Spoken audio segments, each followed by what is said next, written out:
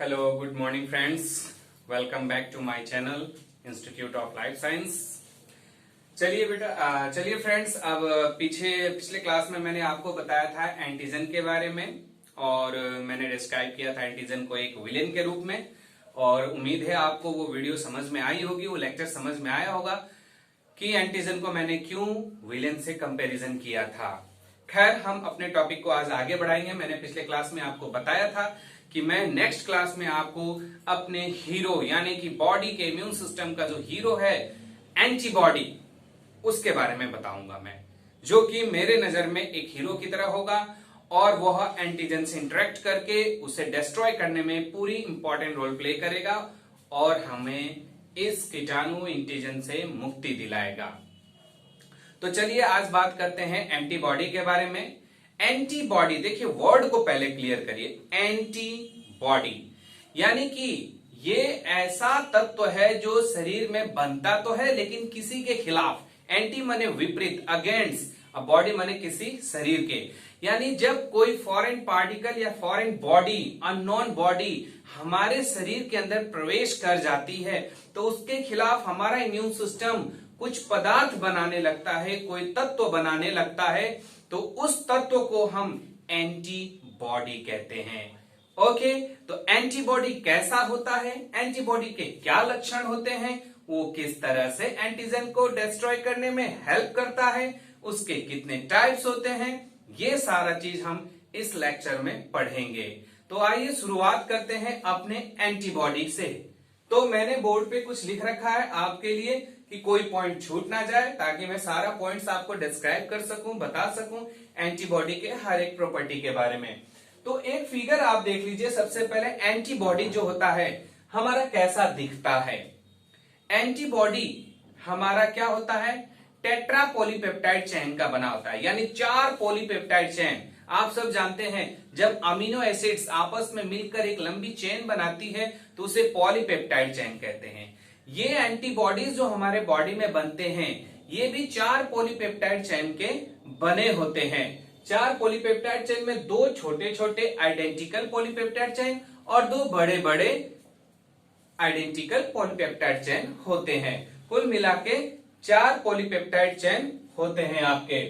तो इस तरह से क्या हुआ, इस तरह से ये आपके टेट्रा पॉलीपेप्टाइड चेन हो गया। और देखिए ये कैसे, किस तरह से आपका 2 पॉलीपेप्टाइड चेन जो छोटे वाले, इनको लाइट चेन भी कहेंगे क्योंकि छोटा है, वेट भी इसका कम होगा, और जो बड़ा वाला है उसे हैवी चेन कहते हैं क्योंकि वो बड़ा है, उसका मॉलिक्यूलर वेट भी ज्यादा होगा। तो आप देख सकते हैं कि ये दोनों आपस में किस तरह से अटैच हैं और एक कॉम्प्लेक्स स्ट्रक्चर बना रहे हैं, जिसको देखा जाए तो वाई के शेप का दिखता है। तो यहाँ पे हमारा जो एंटीबॉडी है वो वाई शेप का है और वह टेट्रा पॉलीपेप्टाइड चेन का बना हुआ है, यानी कह सकते हैं वो प्रोटीनियस नेचर का है।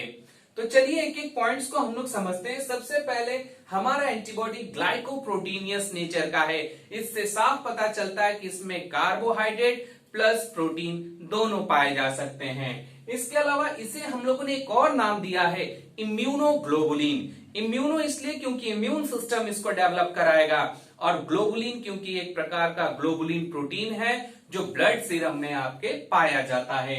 इसे हम IG से रिप्रेजेंट करते हैं। और कहा मिलेगा ये जो एंटीबॉडीज हैं ये हमारे बी सेल के द्वारा जब प्लाज्मा सेल बनता है, पिछले क्लास में मैंने आपको बताया था, तो उसके द्वारा ये बनता है। तो ये एंटीबॉडी प्लाज्मा सेल से निकलने के बाद बी सेल के मेम्ब्रेन पे जो रिसेप्टर प्रोटीन होती है, एफसी रिसेप्टर, देखिए ये एफसी रिसेप्टर जो प्रोटीन होती है उससे जाके एंटीबॉडी अटैच हो जाता है। तो आपको ये कहां मिलेगा, बी सेल के प्लाज्मा मेम्ब्रेन पे मिलेगा, और आपको प्लाज्मा सेल जब इस एंटीबॉडी को सिक्रीट करती है तो उस रूप में भी ये आपको प्राप्त हो जाएगा। आगे देखें तो ये क्या है, आपकी जो बी सेल है वो बड़ी स्पेशल है। वो एंटीजन को पहचान कर उसके खिलाफ एक स्पेशल टाइप का एंटीबॉडीज प्रोडक्शन करती है। यानी कि बी सेल क्या करती है, अपनी पहले एंटीजन को पहचानती है और उसके बाद अपनी संख्या बढ़ाती है। वो डिवाइड हो जाती है मेमोरी सेल और प्लाज्मा सेल में और अपनी संख्या बढ़ाती है, प्रोलिफरेशन करती है। अब जितने भी प्लाज्मा सेल होंगे, जितने भी मेमोरी सेल बने होंगे, उनका एक स्पेसिफिसिटी है कि वो एक पार्टिकुलर एंटीजन के खिलाफ ही एंटीबॉडी डेवलप करेगा। इसलिए आपका जो बी सेल है वो स्पेसिफिक है और स्पेसिफिक यानी एंटीजन स्पेसिफिक प्रोलिफरेशन करता है। आगे बात करें तो एंटीबॉडीज जो होती हैं वो हेट्रोजीनस नेचर की होती हैं, यानी कि उनके आपस में स्ट्रक्चर डिफरेंट हो सकते हैं लेकिन स्पेसिफिसिटी सेम होगा। आइए बात करते हैं स्ट्रक्चर की। हमारा एंटीबॉडी कैसा दिखता है, मैंने इसके बारे में एक छोटा सा व्यू आपको बताया भी और फिगर भी बना के दिखा रखा है, लेकिन अब हम उसको डिटेल पढ़ेंगे कि किसने इसके बारे में स्टडी किया था। तो आपकी जानकारी के लिए बता दूं, सबसे पहले एंटीबॉडी के स्ट्रक्चर के बारे में एडलमान और पोर्टर नाम के वैज्ञानिक ने 1955 में डिस्क्राइब किया था। और इस कार्य के लिए, क्योंकि उन्होंने बेहतर ढंग से एंटीबॉडी के स्ट्रक्चर की मॉलिक्यूलर स्ट्रक्चर के बारे में बताया था, इसलिए उन्हें नोबेल पुरस्कार मिला 1972 में। ओके, एंटीबॉडीज का उन्होंने जब स्ट्रक्चर अध्ययन किया तो उसमें जो भी चीजें उनको मिला, जो भी उनको इंफॉर्मेशन उस स्टडी से, एक्सपेरिमेंट से प्राप्त हुआ, वो सब उन्होंने आपके सामने ये रख रखा है। तो आइए उसके बारे में हम पढ़ते हैं। उन्होंने कहा कि एंटीबॉडीज जो होती हैं उनमें कार्बोहाइड्रेट जो चिपका होता है वो कहां होता है, उसके टर्मिनल पोर्शंस पे होता है। यानी कि पॉलीपेप्टाइड चेन जो 4 लगे हुए हैं उनके टर्मिनल पोर्शंस पे कार्बोहाइड्रेट अटैच हो सकते हैं। इसके अलावा जो है आपका ग्लाइकोसिलेशन आखिर एंटीबॉडी में क्यों किया गया। कोई भी मुद्दा देखिए, कोई भी चीज अगर आता है तो उसके पीछे कोई ना कोई रीजन जरूर होता है। अगर एंटीबॉडी प्रोटीनियस नेचर का है तो वो एंटीजन के खिलाफ बना है तो ये बात समझ में आता है, लेकिन एंटीबॉडी में अगर कार्बोहाइड्रेट आके अटैच होता है तो क्या रोल है कार्बोहाइड्रेट का। तो आपकी जानकारी के लिए बता दें, अभी तक कार्बोहाइड्रेट का ऐसा कोई रोल नहीं पता चला है जो एंटीजन से इंटरेक्शन में हेल्प करता हो। हाँ, एक चीज अनुमान जरूर लगाया गया है कि ये कार्बोहाइड्रेट अगर एंटीबॉडी से अटैच होता है तो उस एंटीबॉडी को सोल्यूबलाइज होने में यानी ब्लड सीरम में उसकी सोल्युबिलिटी बढ़ाने का कार्य करता है। इसके बाद जो हमारा एंटीबॉडी है वो एक पीस, अगर सिंगल पीस होगा तो वो वाई शेप का दिखेगा, वो एक मोनोमर की तरह है, लेकिन जरूरी नहीं है कि हमेशा वो सिंगल पीस ही दिखते हैं। वो डाई हो सकते हैं, यानी 2 एंटीबॉडी आपस में अटैच हो सकते हैं। वो ट्राई हो सकते हैं, 3 एंटीबॉडी, वो टेट्रा हो सकते हैं, 4 एंटीबॉडी आपस में, वो पेंटा भी हो सकते हैं, 5 एंटीबॉडी आपस में अटैच होकर एक पॉलीमर बना सकता है। एक एंटीबॉडी जो होती है उसमें मैंने आपको बताया था कि एक 2 हैवी चेन होती है। देखिए मैंने लिखा भी है, एक एंटीबॉडी में H2 मतलब हैवी चेन 2 होते हैं जो कि आइडेंटिकल होंगे और लाइट चेन 2 होंगे। कुल मिलाकर टेट्रा पॉलीपेप्टाइड नेचर का हमारा एक एंटीबॉडी होता है। तो हैवी चेन जो होती है वो लाइट चेन से जो जुड़ी होती है वो कैसे अटैच होती है, आप देखिए, ये लाइट चेन है आपकी और ये हैवी चेन है।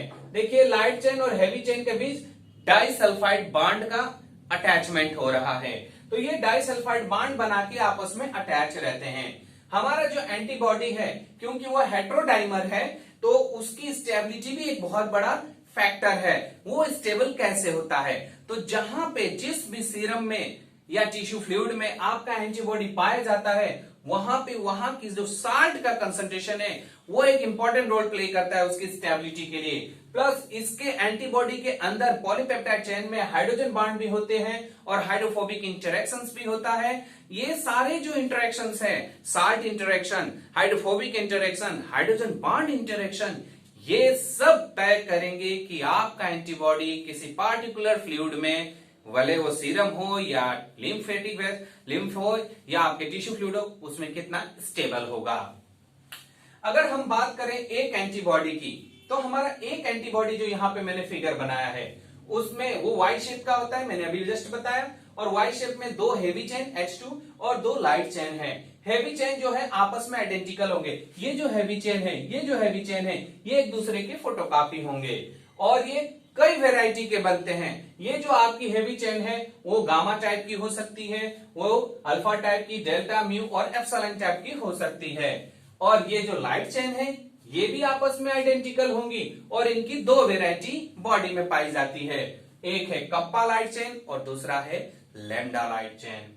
अगर हम हेवी चेन की बात करें तो हेवी चेन में एक वेरिएबल रीजन है। देखिए यहां से मैंने लिखा है, ये हेवी चेन है पूरा, तो हेवी चेन में VH का अर्थ होता है variable region of heavy chain. यहां से लेके, मतलब मेरे कहने का मतलब यहां से लेके यहां तक का जो पार्ट है पॉलीपेप्टाइड चेन का, हेवी चेन का, ये वेरिएबल है। मतलब डिफरेंट अमीनो एंटीबॉडीज का ये वेरिएबल रीजन एक जैसा नहीं होगा, वो एंटीजन के प्रति स्पेसिफिक होते हैं, वो डिफरेंट होंगे।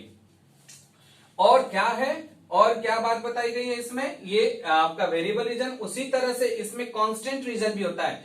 ये constant region of heavy chain 1, ये 2 और ये 3, 4 तक जा सकता है। जनरली इसमें 3 है। तो ये जो हेवी चेन का कांस्टेंट पार्ट है, ये बहुत सारे हेवी चेन जो होंगे वो सेम होंगे एक दूसरे से।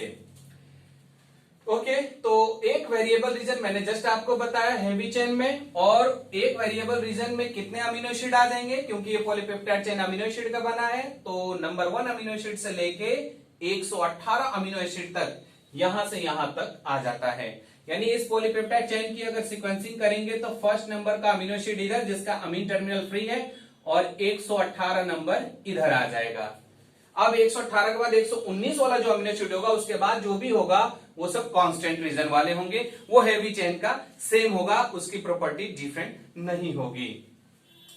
और एक जो वेरिएबल रीजन मैंने आपको ये वाला दिखाया, इसमें आप देख सकते हैं 4 हाइपर वेरिएबल रीजन है। देखिए लिखा भी है मैंने यहाँ पे 4 hyper variable region. 4 hyper variable region का क्या मतलब है, ये जितने भी एंटीबॉडीज होंगे उनका ये वाला जो पार्ट है वो एक दूसरे से काफी डिफरेंट होगा, उसके अमीनो एसिड सीक्वेंसेस बिल्कुल भी मैच नहीं करेंगे, वो सबसे ज्यादा डिफर करते हैं इस पार्ट में। ओके, इसके बाद अगर हम बात करें हेवी चेन के कांस्टेंट रीजन का, तो मैंने आपको बताया ये आपके 3 या 4 हो सकते हैं, ठीक है। और सॉरी, यहां पे वेरिएबल नहीं होगा, 3 और 4 कांस्टेंट होगा, कांस्टेंट 3 या 4 कांस्टेंट रीजन होगा, और इसकी अमीनो एसिड की संख्या 119 से लेकर 440 तक होती है।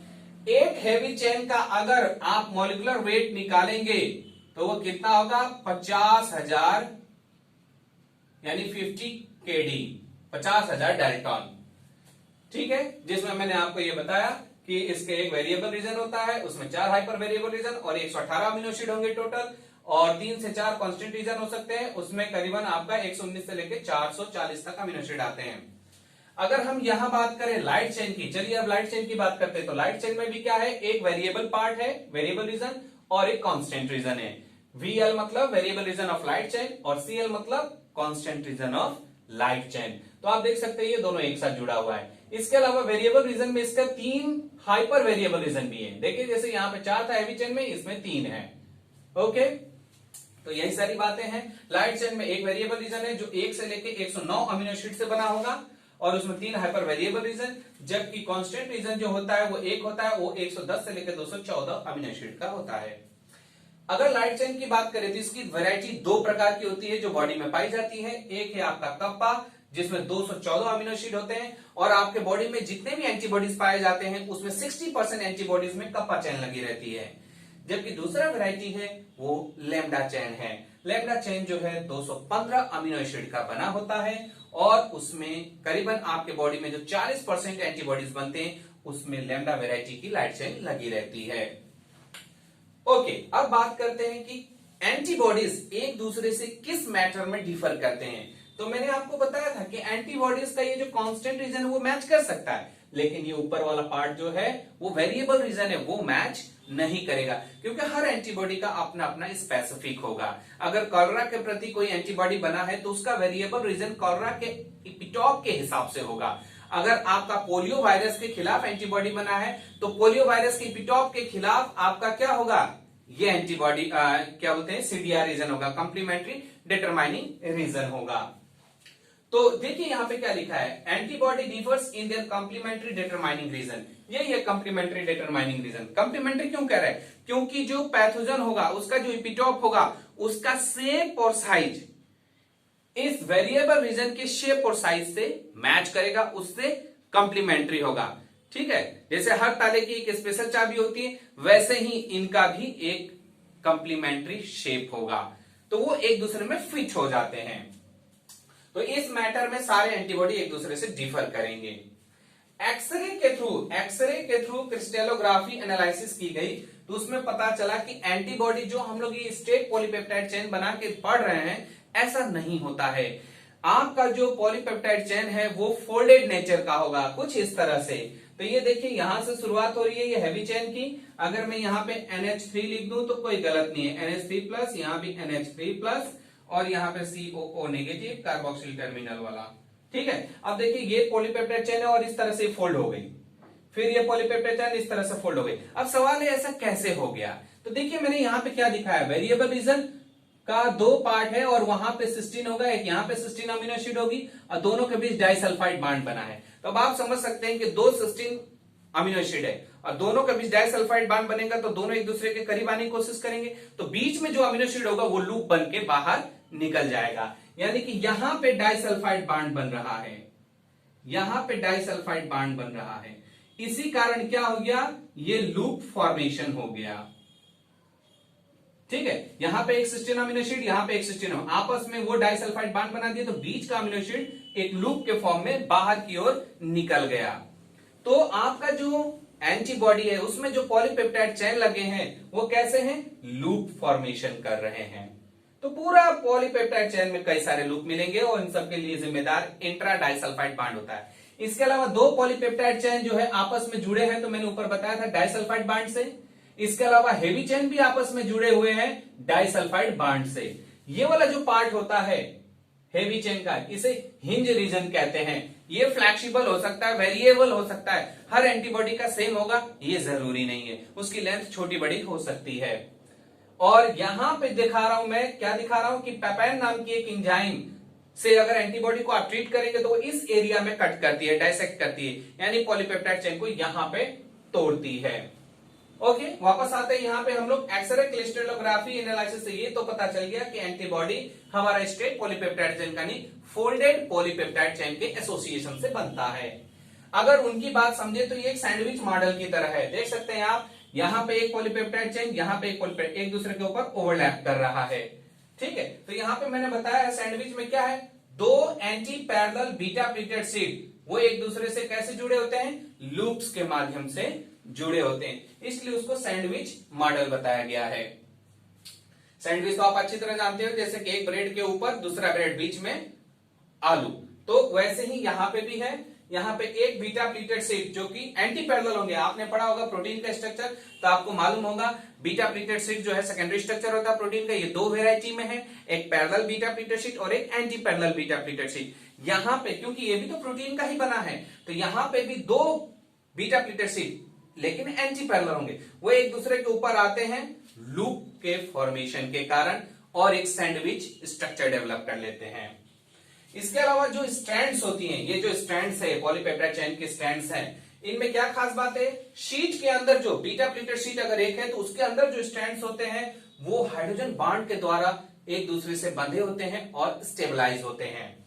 अगर स्ट्रैंड्स की बात करें तो उसमें अमीनो एसिड की जो पार्ट्स होते हैं, अमीनो एसिड की जो रेजिड्यू होती है अल्टरनेट करके होती है, हाइड्रोफोबिक हाइड्रोफिलिक, हाइड्रोफोबिक हाइड्रोफिलिक। कुल मिला के जब 3D स्ट्रक्चर बनता है तो हाइड्रोफोबिक वाले सारे अमीनो एसिड बीच में चले जाते हैं और हाइड्रोफिलिक वाले बाहर की ओर चले आते हैं।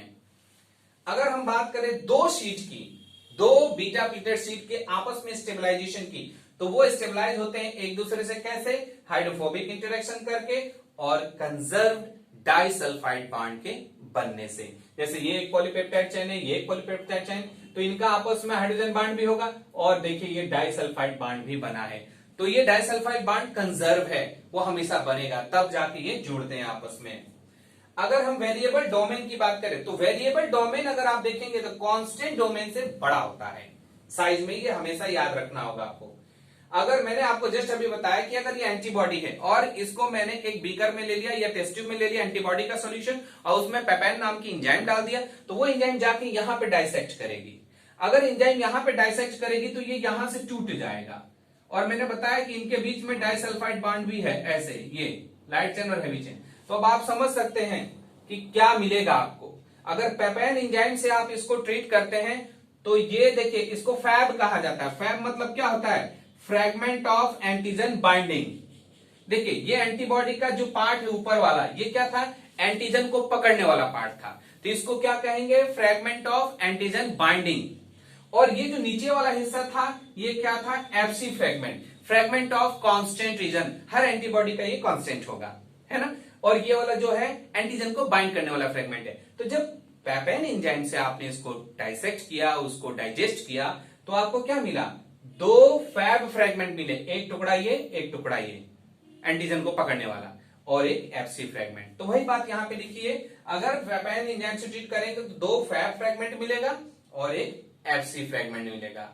लेकिन अगर इसी एंटीबॉडी को अगर आप पेप्सिन एंजाइम से ट्रीट करते हैं, पेप्सिन, ओके, अगर आप इसको पेप्सिन एंजाइम से ट्रीट करते हैं तो वो एंजाइम क्या करती है, यहां से इसको कट करेगी। तब आप समझ सकते हैं, अगर यहां से कट करेगी तो ये चारों पॉलीपेप्टाइड के जो टुकड़े हैं वो इस डाइसल्फाइड बांड से भी आपस में अटैच ही रहेंगे। तो ये अब दो टुकड़ा नहीं कहलाएगा, अभी एक टुकड़ा कहलाएगा, और नीचे का एक एफसी फ्रेगमेंट। तो कुल मिला के पेप्सिन से डील करने पे क्या मिला, एक फैब फ्रेगमेंट और दूसरा एफसी फ्रेगमेंट मिला। ओके, अब बात करते हैं, मान लीजिए कि आपके पास में क्या है, एंटीबॉडी। आपके बॉडी में बी सेल क्या कर रही है, एंटीबॉडी बना रही है। तो एक बी सेल सिर्फ एक ही एंटीबॉडी नहीं बनाती, वो कई सारे एंटीबॉडी बनाएगी, 100, 200, 1000, 5000, लाख बना सकती है। वो एंटीजन के खिलाफ बनाएगी। अब आपकी बॉडी में जितना वो एंटीजन आया होगा स्पेशल टाइप का, उसके खिलाफ ह्यूज नंबर में बनाएगी, ताकि उसको डिस्ट्रॉय किया जा सके, उसे नष्ट किया जा सके, बॉडी को प्रोटेक्ट किया जा सके।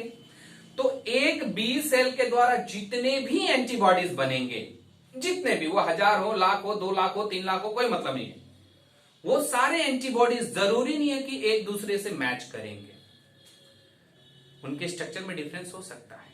लेकिन एक बात याद रखिएगा, भले स्ट्रक्चर में डिफरेंस होगा लेकिन सारे के सारे एंटीबॉडी स्पेसिफिक होंगे एक ही एंटीजन के खिलाफ।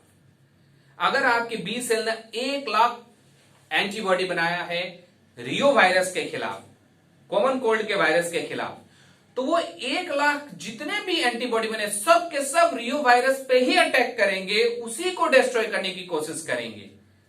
हाँ, अगर 1 लाख एंटीबॉडीज को आप चेक करेंगे तो उनके आपसी स्ट्रक्चर में डिफरेंसेस आ सकती हैं, लेकिन याद रखें उनकी स्पेसिफिसिटी में कोई डिफरेंस नहीं आएगा। वो सारे के सारे एंटीबॉडीज का टारगेट एक ही एंटीजन होगा, इसीलिए उसको कहा गया वो स्पेसिफिक होगा। तो ये बात थी आपकी, मैंने वही लिखा, antibody of single B cell differ in heavy chain but similar in specificity. वो भले आपस के हेवी चेन में विभिन्न हो सकते हैं, लेकिन उनकी जो स्पेसिफिसिटी है कि वो किसी एक पार्टिकुलर एंटीजन के खिलाफ बने तो सब के सब उसी पार्टिकुलर एंटीजन पे अटैक करेंगे। तो ये था आज का आपका लेक्चर, एंटीबॉडी की प्रॉपर्टी, उसकी स्ट्रक्चर और उसके बारे में हमने जाना। अब जो आगे की क्लासेस होंगे उसमें मैं आपको एक टाइप बताऊंगा, यानी कि एंटीबॉडीज कितने प्रकार के होते हैं, टाइप्स ऑफ एंटीबॉडीज, उनके क्या क्या प्रॉपर्टीज हैं वो जानेंगे। इसके बाद एंटीबॉडी की और भी कुछ खास बात जानेंगे, और वो खास बात में एक इंपॉर्टेंट है डाइवर्सिटी ऑफ एंटीबॉडी। आखिर आपके इम्यून सिस्टम में, आपके डीएनए में ऐसा क्या है कि डिफरेंट टाइप के एंटीबॉडीज बनाने की क्षमता है उसके पास। आप खुद समझ सकते हैं, आखिर कुछ तो ऐसा होगा ना आपके डीएनए में जिसके कारण डिफरेंट टाइप के एंटीबॉडीज बन जा रही है। अब जैसा एंटीजन आएगा उसके खिलाफ एंटीबॉडी बनी। वायरस अगर रियो वायरस है तो उसके खिलाफ एंटीबॉडी बन गई, अगर पोलियो वायरस है तो उसके खिलाफ एंटीबॉडी बन गई, अगर अभी दूसरा कॉलरा कीटाणु आ गया तो उसके खिलाफ एंटीबॉडी बन गई। यानी कि बॉडी में ये टेंडेंसी है कि जैसा डिमांड वैसा प्रोडक्शन, जैसा इंटरेक्शन वैसा रिजल्ट। तो भैया रिजल्ट देने के लिए उसके पास ऑप्शन भी होने चाहिए।